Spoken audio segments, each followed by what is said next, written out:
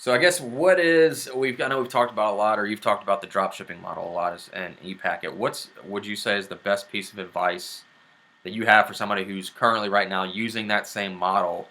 Um, what would you tell them, or kind of give them a warning or kind of Who's advice using on? like the drop shipping model? Yeah, if somebody's using a drop shipping model right now and is actually trying to build a business, grow it into something, not just screwing around here and there with it.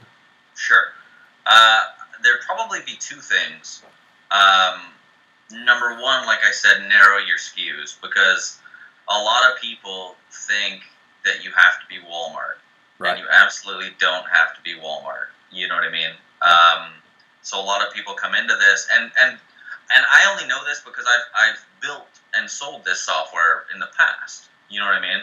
Uh, so building softwares that create stores for people, everybody comes in and they're like, "Can I click a button and have every product on Amazon on my Right. Right. site?" Yeah. Why the hell would you want to? There's no reason for that. So narrow your SKUs. If you're selling one product super successfully, then narrow it down to that product and a few complementary products, right? That's all you need. If that's all you're running traffic to. Like us, we run 99% of our traffic on Facebook, right? So it all goes.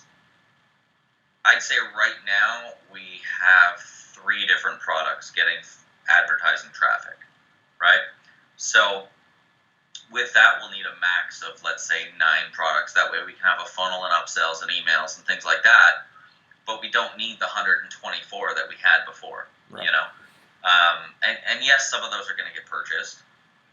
But, and this is one of the things that we've run into because of this, is I added those products in August of last year, right? And 3 weeks ago, one of them got ordered, or somebody ordered like 3 of them, let's say, and now my supplier doesn't even exist anymore Right. because it's been a year since I added everything, and nobody's ordered it since then. You know what I mean? So narrow your SKUs down, and just don't be afraid to take that step. Right? A lot of people are probably like me, where they're like, I'm gonna, there's this tipping point, and once I get past that, then sure, we'll do it. But there's no way that I should have waited until I was getting 700 a day, right? Right. There's no way that I should have waited because really, I'm paying the same amount that I'm paying you right now because I have to employ all these other people to fill the orders because I'm the one that has to do the traffic and the funnels and everything else. So if you're doing, I don't know, 75 orders a day, that's more than enough. Right. As long as they're focused on SKUs, if you're doing 75 orders a day and you have 30 different products in there, then maybe you should, rethink your model a little bit. But if you're doing 75 orders a day and it's like 5 SKUs or less, then get them. Even, and this was my big thing, is because I'm international from you, right? Right. So, like, I know people that are doing this. One guy's in Ireland. I know people in Sweden. I know Australia, South Africa, everywhere else.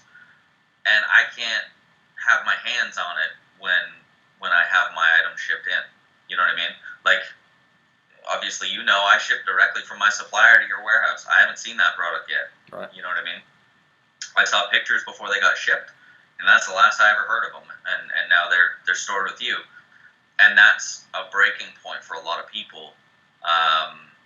And it shouldn't be. You shouldn't be worried about shipping product to a company in a different country than you are.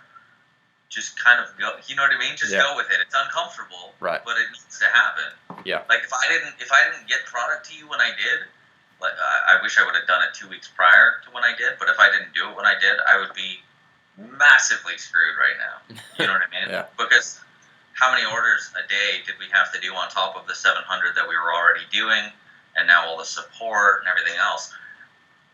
Because I got my product to you, I've been able to narrow my team down. You know what I mean? Like, Yeah. I don't need the VAs that I had before. I can just keep it like a nice, close, tight-knit group, and we can scale. Yeah. We had, this is my to-do list. You're not going to be able to read it all, but my to-do list, we went to the restaurant the other day and mapped out the year and what it's going to take to get to $20 million, right? Yeah. You can't do $20 million drop shipping. Right. It's it has to be impossible unless you're like the Warren Buffett of AliExpress. You know what I mean? And I'm not. I'm not at all. So, yeah, if I didn't get my stuff into the warehouse or get set up with the warehouse, there's no way I would be able to do the numbers that I'm planning to do this year. So, narrow your SKUs and get those narrow SKUs into a 3PL or a fulfillment house probably 2 weeks before you think you need to do it. So, yeah.